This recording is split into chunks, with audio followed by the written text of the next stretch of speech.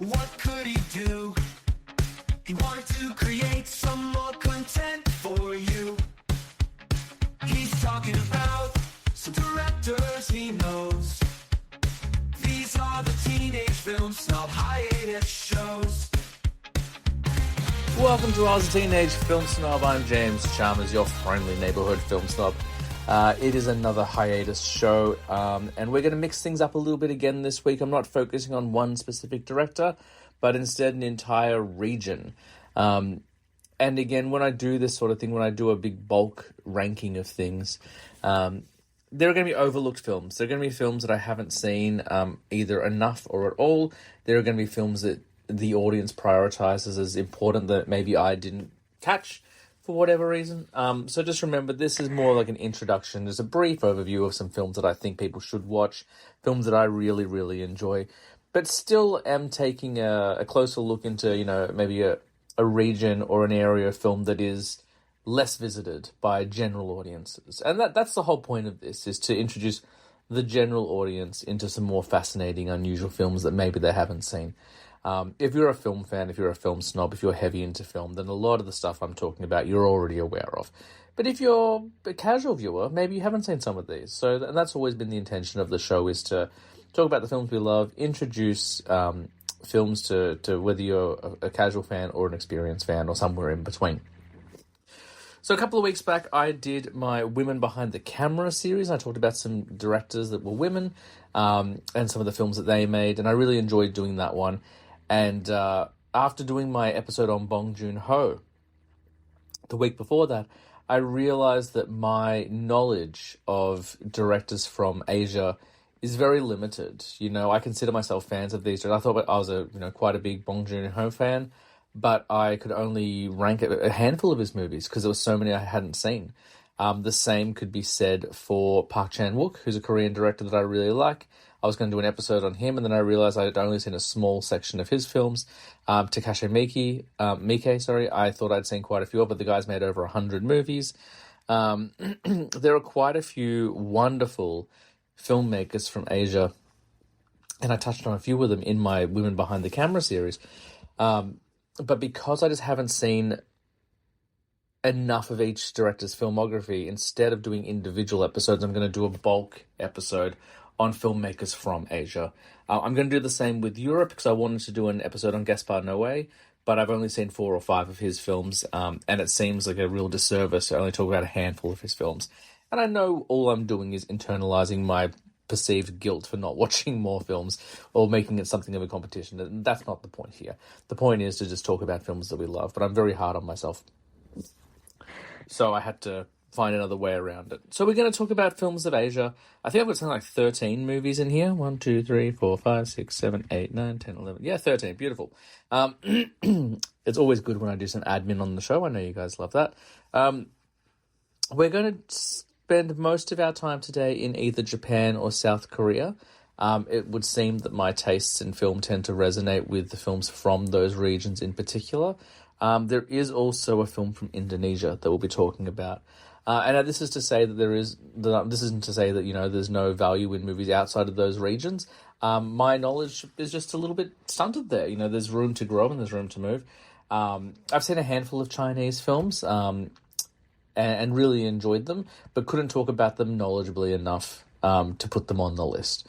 And also the ones that I have seen, movies like Hero, movies like Crouching Tiger, Hidden Dragon, movies like House of Flying Daggers, those are relatively popular Chinese films. They were very much in the conversation at Oscar time when those films were released.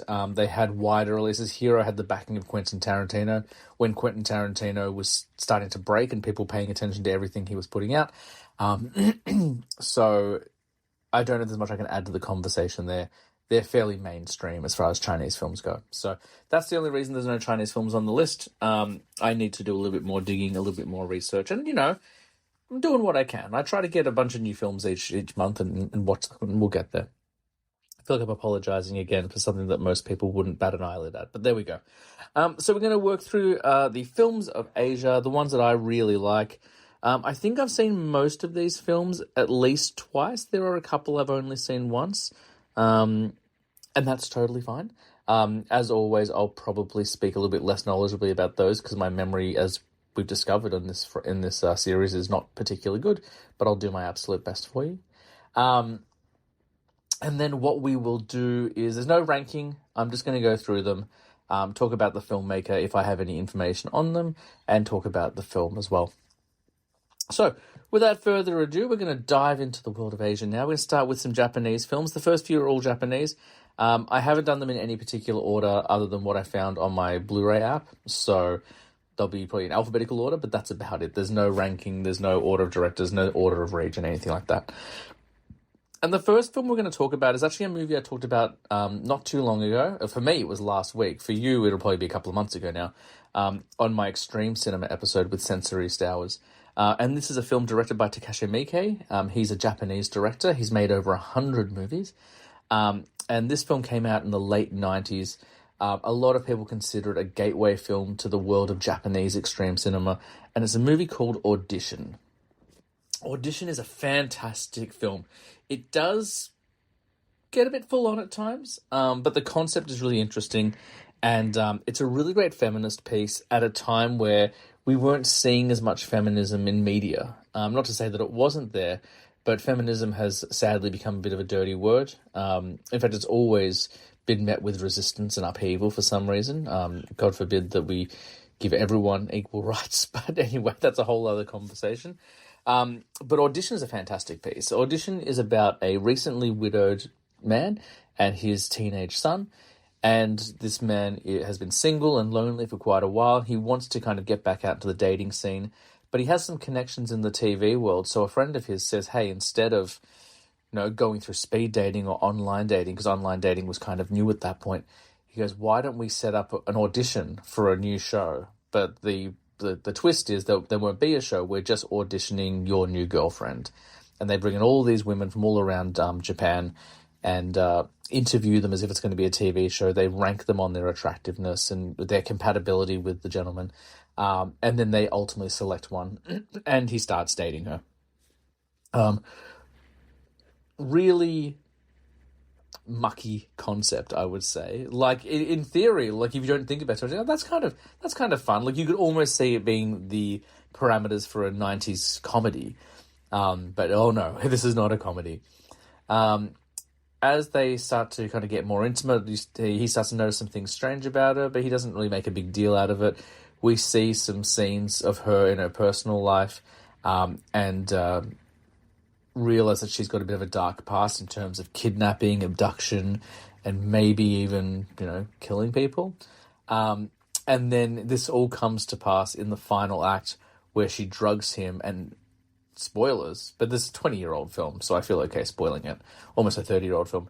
Amputates his leg, fills him up with needles and cuts his leg off.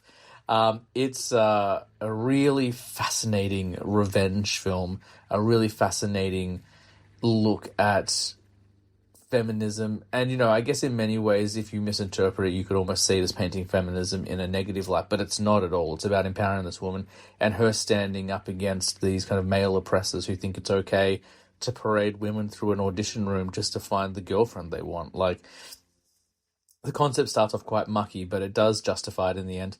And it's nice to have a revenge film in which the woman was a victim turned aggressor, or turned like kind of figure of vengeance that didn't rely on sexual abuse. That's a very common trope in these revenge films, that, sexual abuse must occur in order to justify what the woman does in retaliation.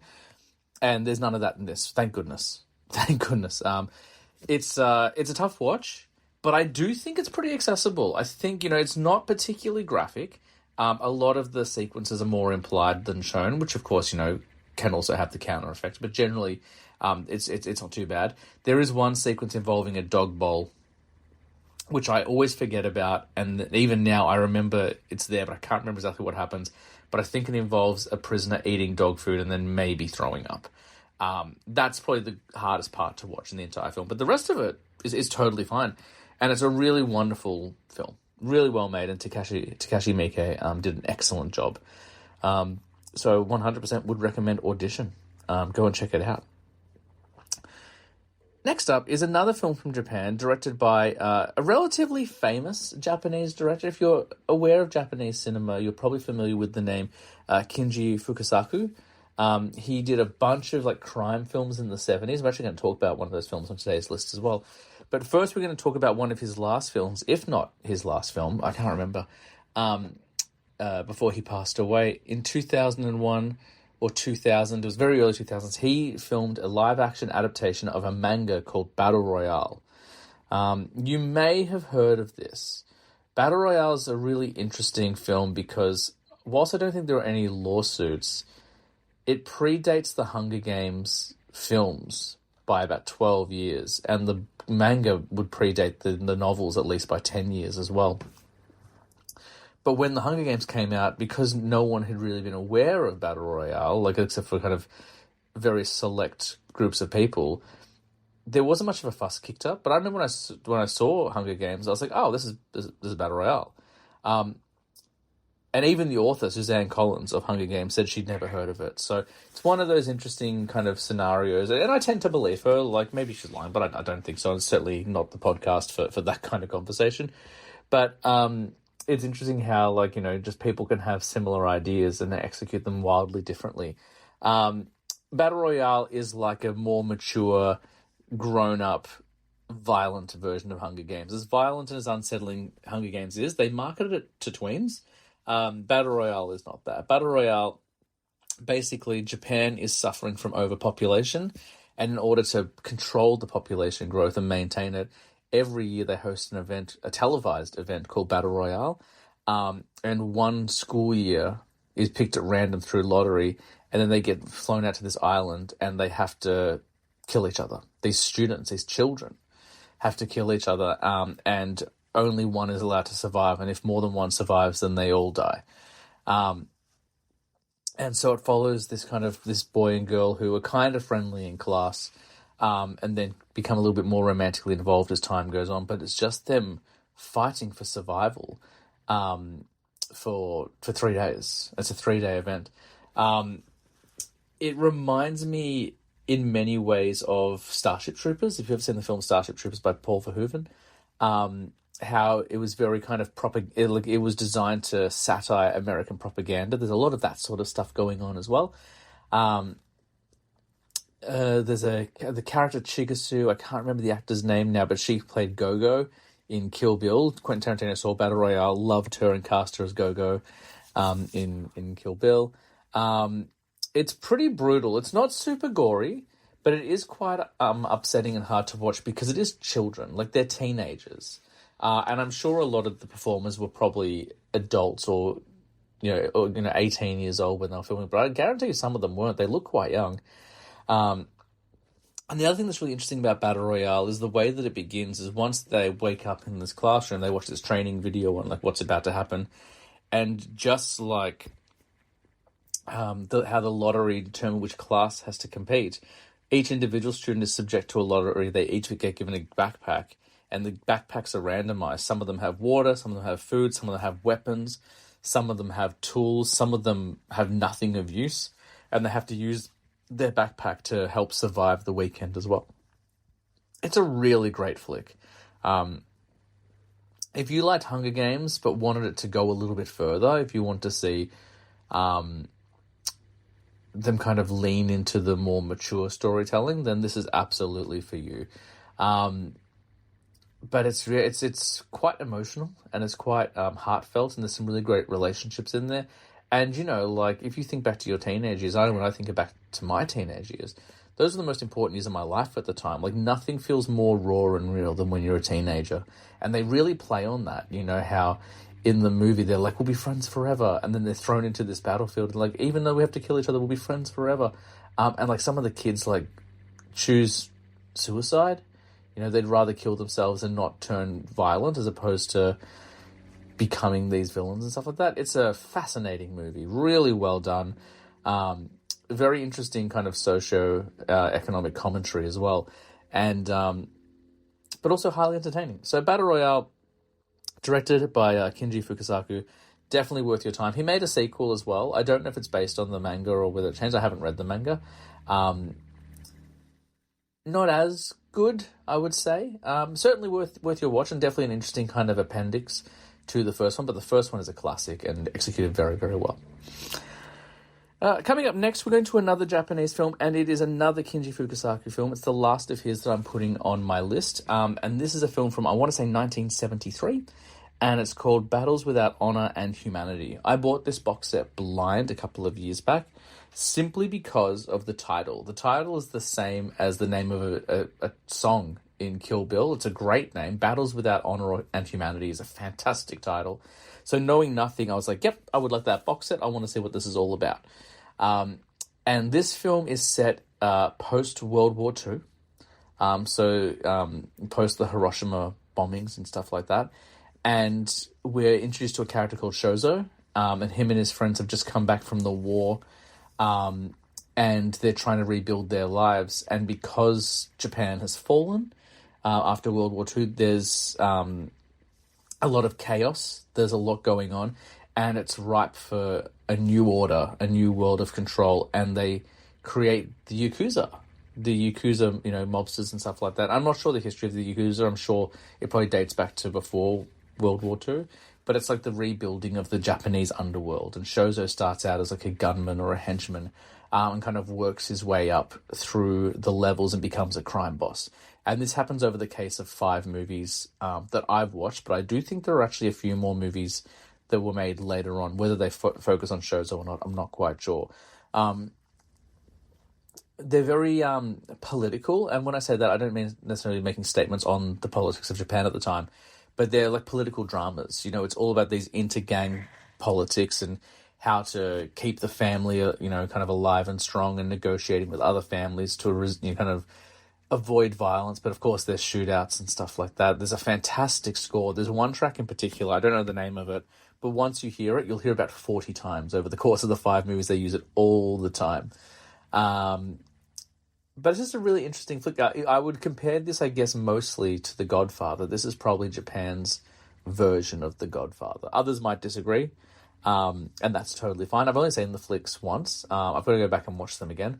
But I was really interested in kind of this storytelling. And, I haven't seen much about the Yakuza other than, what shows up in a Quentin Tarantino film, basically. So to see maybe a more grounded take, because it really does play like a crime drama. It's not action-packed and stylized, and it's 1970s filmmaking, so there was definitely, a commentary there going on as well. But yeah, a really, really excellent film, and I would be interested to watch it as a double feature with Battle Royale, knowing the sensibilities of the director, and knowing that they were made, kind of 30 years apart. So what was his attitude as a filmmaker in 1973 versus his attitude as a filmmaker in 2000? But really excellent film. Really worth it. A bit slow moving, very slow paced, so be prepared to kind of just let the story wash over you, but a really excellent film and very much worth your time. We're going to take a break from Japan. We're going to jump over to South Korea for a moment, and then we'll come back to Japan. The 4th movie I want to talk about is one that I watched very recently by a South Korean director named Kim Ji-woon, and he's going to come up again because he's made a couple of movies I really, really like. But this is a film that came out in the early 2000s called A Bittersweet Life. And this follows, again, I'm going to struggle with character names and stuff like that, given I've only seen it once. But it follows a Yakuza enforcer. He's the right-hand man to the boss of a Yakuza family. A very powerful man who organizes a lot of assassinations and hits and stuff like that. And he's going away for a couple of days or a week or something like that, and he leaves his enforcer in charge. And the enforcer finds out that the Yakuza boss's girlfriend is having an affair.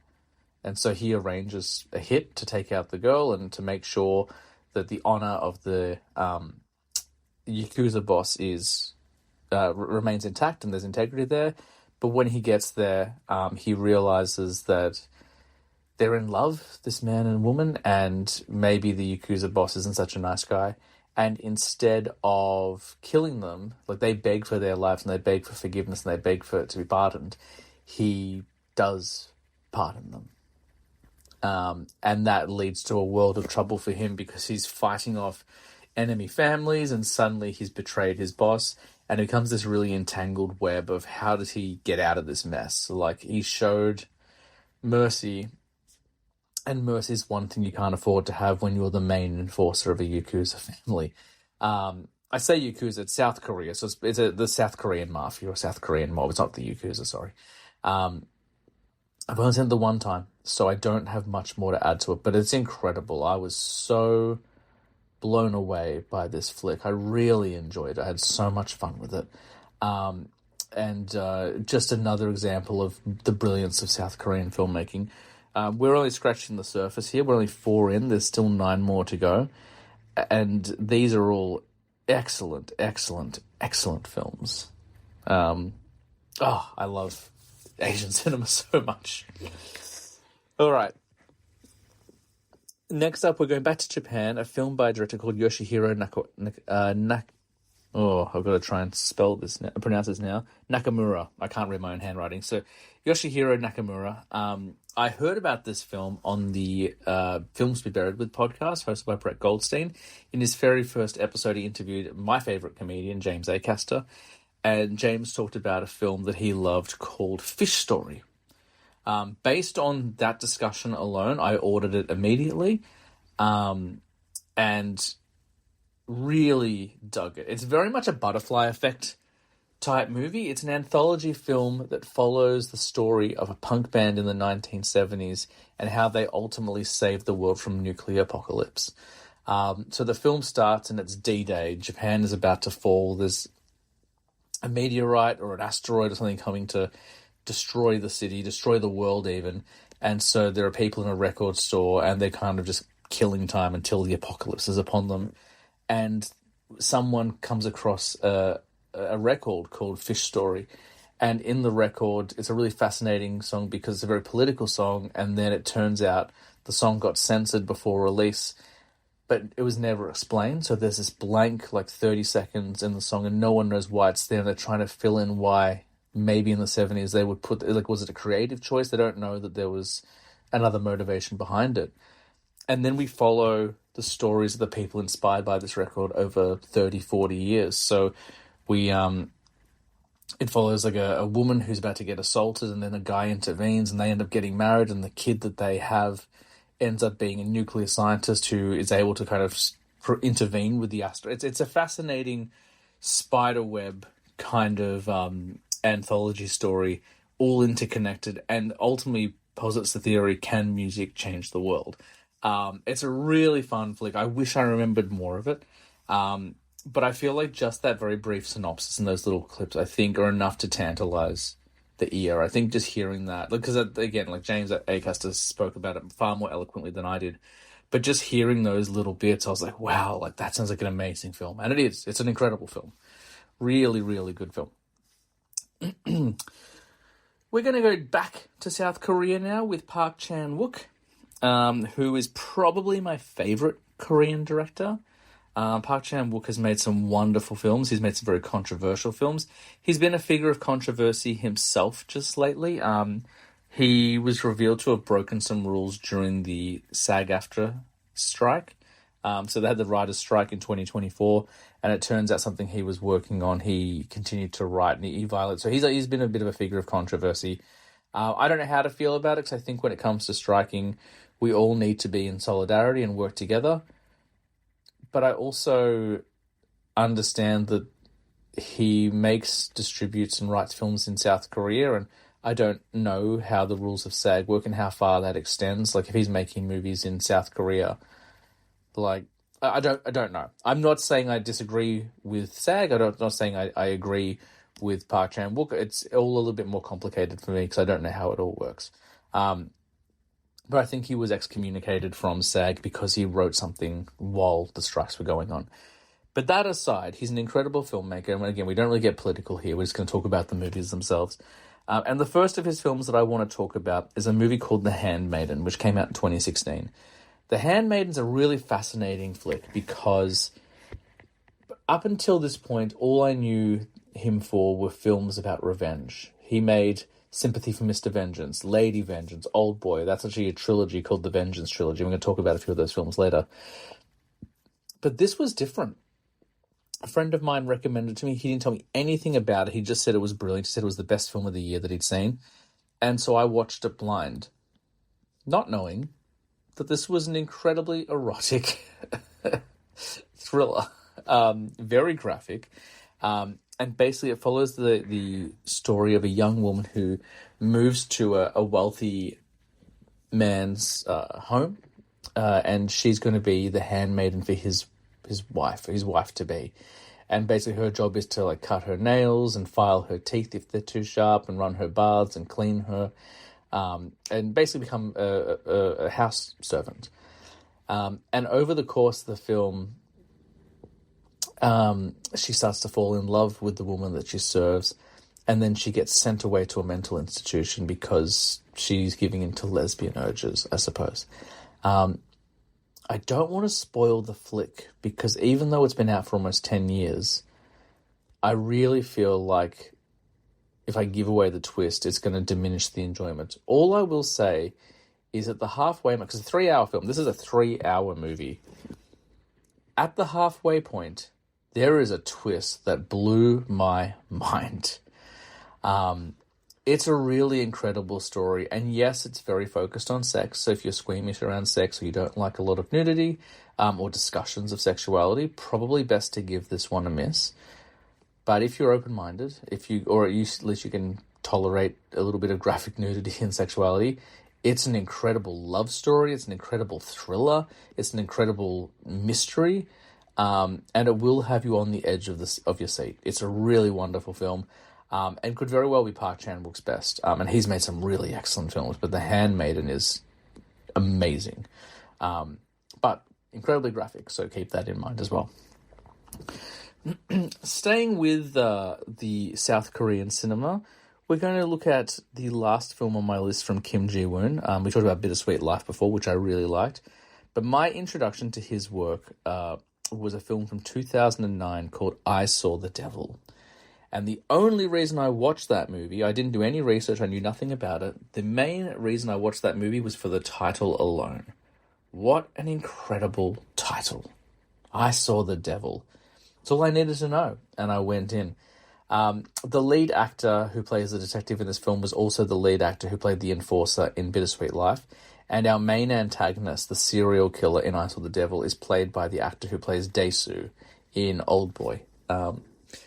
And so basically the film opens, it's a snowy night in South Korea, a woman has broken down, her car isn't working, we see the camera approach the window, and then all we know is that whoever was outside the car managed to get in and attack this woman and murder her. I should say this film is not for the squeamish. It gets unpleasant, and it gets weird. But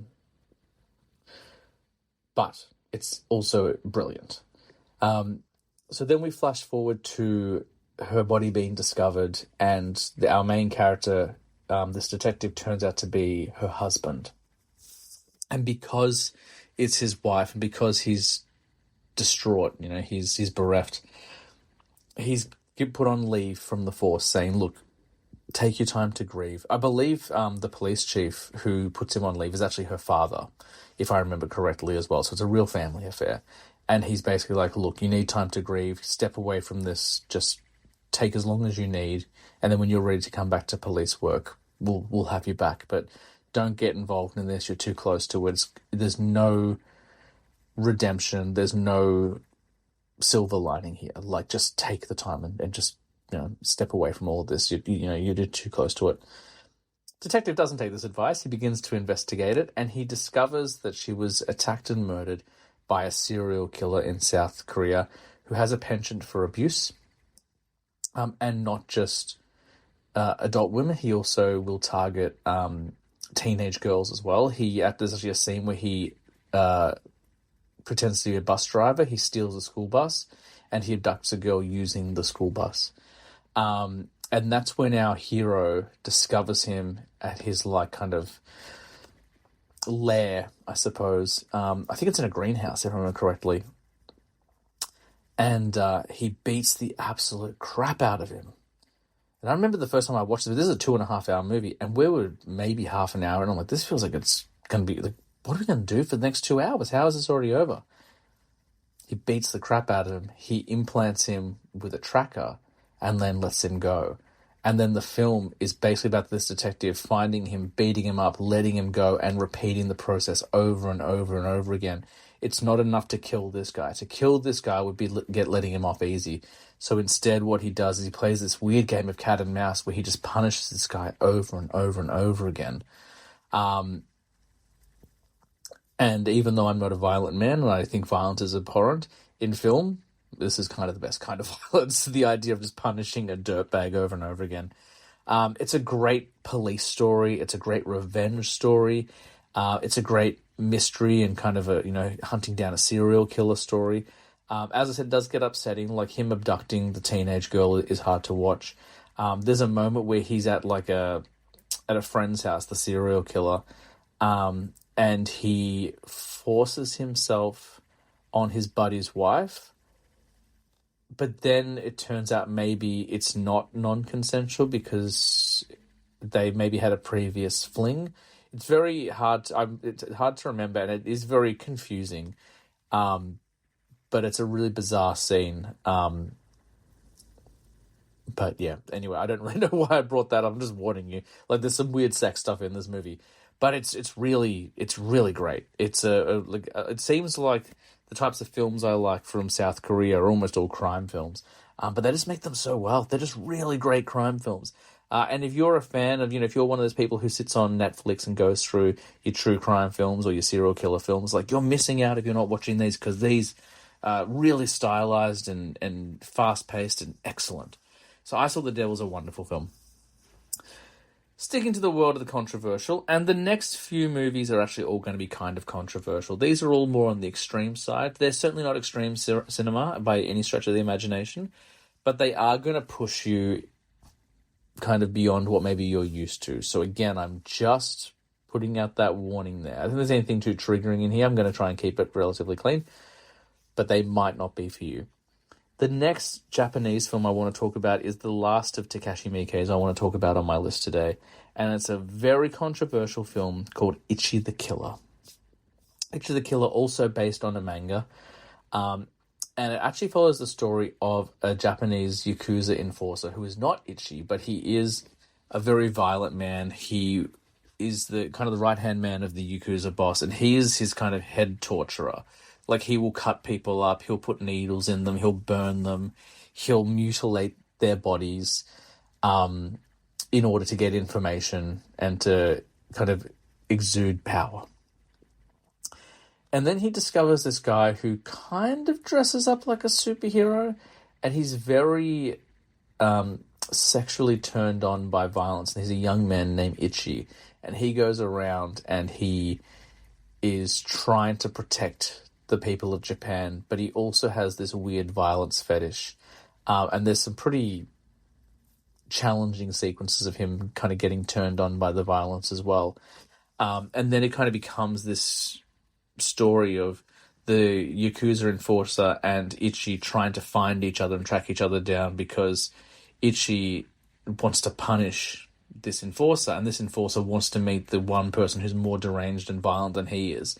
And it's kind of almost, again, like a cat and mouse story of them finding each other and trying to take each other out in a really kind of incredible conclusion. It's pretty graphic. Not only is the violence quite graphic, there is a scene in which I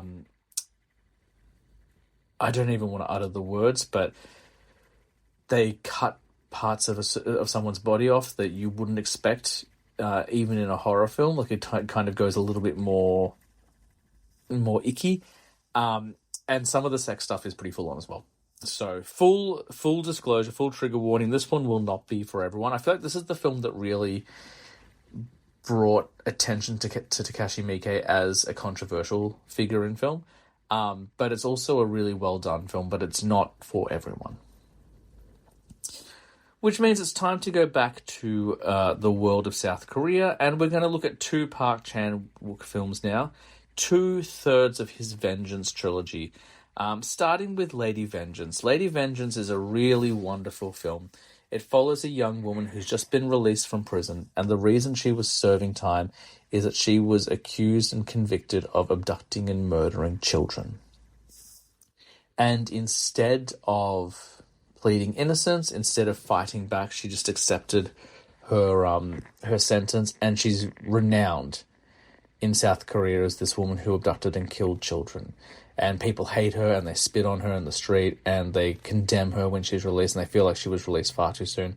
And it's really interesting because she is this wonderfully sweet-looking woman. She's very kind in the way she speaks, and you could never imagine her being this figure of doom.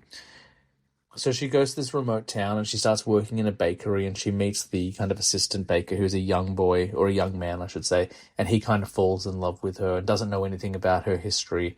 And over the course of the film, she starts to tell him the story of what happened, and it turns out that she wasn't a murderer. She didn't abduct these children. She was under the thumb of a serial killer, and he put the blame on her to take the heat off him.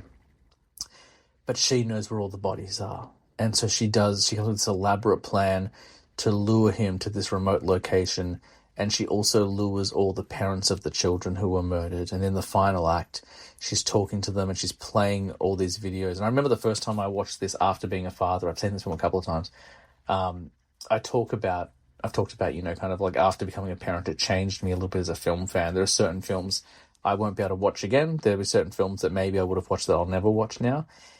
But this was the first film that made me realize that I'd changed, because there's a sequence towards the end where she's playing this footage of the children while they're in captivity, and they're all crying, and their cry reminded me of the cry of my daughter, and it made me realize that all children kind of sound the same when they're in peril, when they're traumatized. And it was really tough to watch, but it has such a satisfying ending, and I've really given you a lot, so I won't say too much more, but it's a very satisfying ending, and she lives up to the name Lady Vengeance 100%. And it's an excellent revenge story. There is, however, one revenge story from the work of Park Chan-wook from South Korea that I think is most known.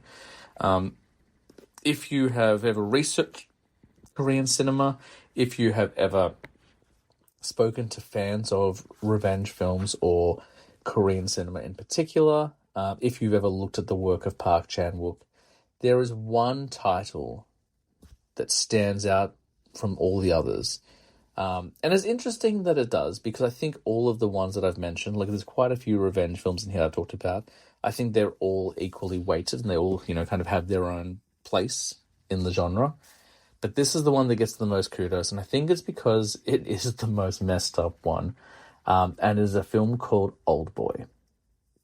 Old Boy was made in 2003, and it begins with a young father named Dae-soo who's a drunk. He's on the train, or the bus, I can't remember, I think he's on the train, and he's drunk, and he realizes that he never went and spoke to his daughter on her birthday. It's the day of her birthday, and he's divorced from his wife because he's a real loser and a layabout and stuff like that. So he knocks on the door at midnight or very late, and trying to give her a birthday present. He doesn't get to see her. And when he wakes up the next morning, he's in a hotel room. He doesn't know how he got there. He doesn't know where he is. He can't leave. All the doors and windows are locked. And the TV just plays these automated messages over and over again. And then every now and then food comes through the door. Gas will come out if people want to come in and kind of change anything in the room. And over the time, he's trying to build his escape and get out of there. And then eventually, he's released. He wakes up, he's inside a suitcase, or a chest of drawers type thing, on the roof of a building. And that's where his journey really begins. This is where the film starts, and he's been locked away for something 20 years or 15 years, and he's trying to figure out who abducted him, why they locked him away, and he's trying to get to the bottom of this mystery. And he meets all these different characters. He meets this young woman who kind of wants to help him, and she's attracted to him and wants to be in a loving relationship with him, but also help him, kind of get to the bottom of this mystery. And she wants to help him get reunited with his family, because now he's kind of learned from his mistakes, and the isolation made him realize that he had a lot to learn. And it's a very violent film. There's a sequence in particular where he's running through hallways with a hammer, and he's just fighting people off with a hammer. And I think in many ways that was an inspiration for the fights in Daredevil, the Netflix series from 2015. And he eventually finds out that the man who captured him, and I'm going to be very delicate with spoilers, this is a 22-year-old film. There are certain things that I definitely don't want to give away. I will give away who is responsible for the abduction, because ultimately in the plot it doesn't matter. That isn't the big twist. So because the character who abducts him is someone we're not familiar with up until he's introduced. So when we find out who it is, it doesn't really impact the plot. It's what happens after that is, I would say, is more of a spoiler. But he finds out who it is, and it's a guy that he went to school with 20 years prior or 30 years prior. And this guy, Daesu, walked in on him having an incestuous relationship with his sister. And he still wanted to have the relationship with his sister. His sister was embarrassed because people found out, and she committed suicide. And ever since then, this guy's been trying to get revenge on Daesu and trying to figure out the best way to execute it. That is where I'm going to stop it. You can see why it's controversial. Incest does not show up lightly in films, and very rarely is it in films where people are like, man, I love that movie. Oldboy, if I tell you the rest of the film, it's going to be very hard for you to understand why I love it just based on the description. But it's just such a really well-made revenge story, a great thriller. It keeps you guessing. The ending is incredibly hard to justify, I will say that. That ending, I'm like, I don't know if I agree. It was actually remade in 2014 by Spike Lee. A lot of people didn't like the remake for numerous reasons. I think because, in particular, he changed the ending. I actually prefer the ending of the remake, especially considering what it entails. There's some decision-making by Daesu, or the American character, I can't remember his name, that I think is a better ending. Maybe not a better ending, but as a human being who has to make decisions, I agree with what the character did in the remake as opposed to the original, and I'll just leave it at that. But if you have not seen Oldboy, like, prepare for some weird stuff, absolutely, but boy, is it a great flick. And now we're going over to our one and only Indonesian film. I've actually listed this as an Indonesian/Welsh production because the director, Gareth Evans, is Welsh. He, I believe, lived in Indonesia because most of his films were made and produced in Indonesia. He's an incredible action director. He's in a couple of horror films as well, but his action style is very frenetic and fast-paced, and just, I think his style puts a lot of modern action directors to shame. And you know me, I don't like to talk negatively. That's not to say that modern action films aren't great, but what he directed in 2011, what I think stands the test of time, is maybe the best action film of all time. I'm talking, of course, about a film called The Raid. I've mentioned The Raid on this podcast before. You've probably heard me talk about it a couple of times. It's amazing. We follow the journey of a young cop. He's an expecting father, and he's called to go in on a mission. He tells his wife to stay home and stay safe because obviously they've got an unborn child. But he does acknowledge that this is going to be a tough mission. And basically what he's dragged to is him and his team get to this apartment building, which is run by the head of the Indonesian mob. As you can see, there's a connection between all these films. A lot of mob and mafia stuff going on. And basically what the Indonesian police force have to do is scale this building level by level from bottom to top and take this guy in. And not only do innocent people live in this block of apartments, but all of his mercenaries, all of his employees, all of his gunmen live there as well. So it's literally a video game. Ultimately, each level represents a level you have to ascend. They have to fight their way through. It's incredibly violent. I describe this film as having maybe the best on-screen death scene of any character ever. And in the sequence, our main character kicks a door in, and the door swings off its hinges, and down the bottom on the floor, a jagged part of the door remains, and he cuts a guy's neck using the door frame, which is insanity.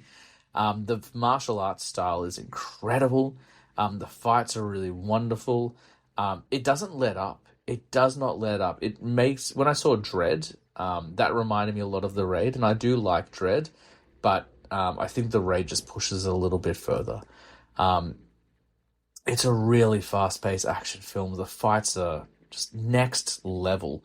They get really bloody and insane, and this guy can just take a beating. Like, he just takes a beating again and again and again, and like after each fight, he's like, "All right, I'm going to fight 10 more guys now," and it just goes on forever. They made a sequel a couple of years later, The Raid 2, which I also like, but it's very, very long. Every time I watch it, I end up falling asleep and having to watch the rest the next day because it is very long. It's about 2.5 hours. But the first one is very neat, very tight, very quick, and a great experience. If you haven't seen The Raid and you like action films, you have no excuse. Like, The Raid is absolutely, sometimes called The Raid Redemption in some places in the world, but for us in Australia, it's called The Raid. I have one more Japanese film and then one more South Korean film, and then we're going to get out of here. But this has sparked some good conversation. We're actually closing in on... we just crossed the 45-minute mark, which I wasn't expecting. I thought I might go through this a bit quickly, but I'm pretty happy with this. My last Japanese film is from a director called Hirokazu Kurita. I haven't seen any of his work beyond this film. I've only seen it once and a little while ago, so my memory of this one is not as good as some of the other ones I've talked about. The last few that I mentioned... everything from The Handmaiden through to The Raid, I've seen multiple times. I love all those films. This one I've only seen once, but it's a really beautiful film. And again, it's a film I discovered thanks to the Films to be Buried with podcast. And it's a movie called Shoplifters. And Shoplifters is this drama following kind of this haphazard, impromptu family. They're not blood relatives, all of them, but basically this man and woman came together, and they're very poor. They live in a very impoverished part of Japan, and the way they exist and survive is by stealing, which you would think would make it a bit of a crime film when you're worried about them getting caught, but it's less about that and more about what it means to be a family. And when they come across young children who have been kicked out of home or don't have parents or have become homeless, they bring them in and they recruit them to be part of the family, and they teach them to steal, but they also teach them to survive, and they teach them to love. And there's this really beautiful moment where I think it's the father, but it could be the mother, I can't remember. And they're looking at this young girl they've just kind of rescued, and she's got these marks on her skin because someone had clearly beaten her or hit her. And the parent says to her, "I don't know who did this to you or why, but I want you to know that that's not what love is." And it's this really profound, sad, but also beautiful moment in a film about these people just stealing groceries, basically. I wish I remembered more, and it's definitely one I want to rewatch again soon. But Shoplifters is an incredible film. I talked about Past Lives and The Farewell on a previous episode, so I won't talk about those, but those also fall under the more feel-good, emotionally driven films from Asia, and not just the revenge ones. So my final film is another South Korean film directed by Yeon Song-ho, and this is probably, of recent years, one of the more popular ones, one that's been very talked about, especially in the horror community. It's arguably one of, if not the best zombie films, not just to come from Asia, but to come out in film in general. And it's this wonderful movie called Train to Busan. And the premise is very simple. There's been an outbreak in South Korea. We're not quite sure what's caused it, but the dead are coming back to life, and they're feasting on people. And this young man who's recently divorced, has his daughter in his care, and he's meant to drop her off to her mum. And then when the zombie apocalypse hits, the only way to get her to her mum in Busan is to catch this train. And over the course of the film, the train gets infiltrated by zombies, and they have to fight their way through the train, keep the zombies away. There's an incredible sequence where they have to navigate the carriage in the dark, because the zombies operate on sound, not just sight. So when the lights are out, they can't see anything, so they stop. And it's this journey of this father trying to return his daughter to her mother. And he's not a particularly good man. He's not a particularly good father. He's very selfish. He doesn't really want to be a father. He finds her to be an inconvenience. And over the course of the film, he learns what it means to be a parent, what it means to love your child, and also what it means to do whatever it takes to protect your child. So it's this very emotional journey. It's the only I think it's the only film from Asia I've ever watched that made me cry. Particularly the first time destroyed me. After watching it as a parent, it really destroyed me. So it's this wonderful story about being a parent and learning to take responsibility of your child. But it's also a great zombie film and a great horror film and a great action film. You've probably heard of this one. And if you haven't, I would say a lot of people have. Some of the other ones I've mentioned on this would definitely be lesser known. But this one's probably a little bit more on your radar. I think it's on Netflix at the moment as well. But Train to Busan is a fantastic movie and well worth your time. They also made a couple of films in the franchise. There's a prequel animated film called Seoul Station, and there's a sequel called Peninsula. I've seen them both once. I don't remember them very well. But Train to Busan is one of those films that's kind of a magic trick. It's kind of hard to capture lightning in a bottle more than once. But I enjoyed them for what they were. I've got to give them the whole trilogy a rewatch at some point. So that's going to do it with my dive into Asian cinema. As you can see, it's really just scratching the surface. We only really talked about the films of South Korea and Japan that I really like. I didn't go to Vietnam or China or anywhere else. But these are films that I watch. Most of them I've watched multiple times. And I'm a big believer in watching international cinema. I talk about it all the time. It really enriches your experience as a film fan. Seeing films from another perspective can only be exciting and interesting, at least to me. So I encourage you to check out all of these films. There are definitely a couple that you might need to be mindful of. I'll go through them all again one more time and then we'll get out of here. So from Japan, we had Audition, we had Battle Royale, Battles Without Honor and Humanity, Fish Story, Ichi the Killer, and Shoplifters. I would definitely recommend some caution with Ichi the Killer. From South Korea, we've got A Bittersweet Life, The Handmaiden, I Saw the Devil, Lady Vengeance, Old Boy, and Train to Busan. I would exercise caution with most of those films, particularly Handmaiden, I Saw the Devil, and Old Boy.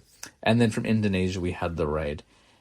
Whether you have been watching Asian cinema for a long time or you're just about to begin your journey, it's a really exciting part of being a film fan. I just think they make some of the most fantastic, exciting, energetic, wild stories. And I 100% encourage everyone to look beyond what's out in the theatre. Look beyond the American films. Look beyond the UK and Australian films. Yes, they're fantastic, and I love all of those. But the journey into the East is really exciting as well. We're going to talk about European cinema as well, which is a whole different beast. And there's a lot more European cinema out there that I think I've got to talk about than even the Asian stuff, but I could be wrong. So I'll do one of those soon as well. But until then, thank you so much for listening. I hope you dug it. I hope there's some films you haven't heard of that maybe you wanted to check out. You can follow us on all the social medias. Please do. Tell me which Asian films that I missed. You know, I didn't get to talk about The Good, the Bad, and the Weird, which is another great film that I really like. I didn't talk about any of the Bong Joon-ho stuff because I talked about that previously. But if there's something that I didn't talk about that you think I need to mention, shout it out and I'll go watch it and I'll talk about it at some point on the podcast. But thank you so much. We'll be back soon, I think. I'm not sure. I've lost track, as I keep saying. But until then, guys, as I say on this podcast every week, I was a teenage film snob, but I'm trying to be better. We'll see you next week.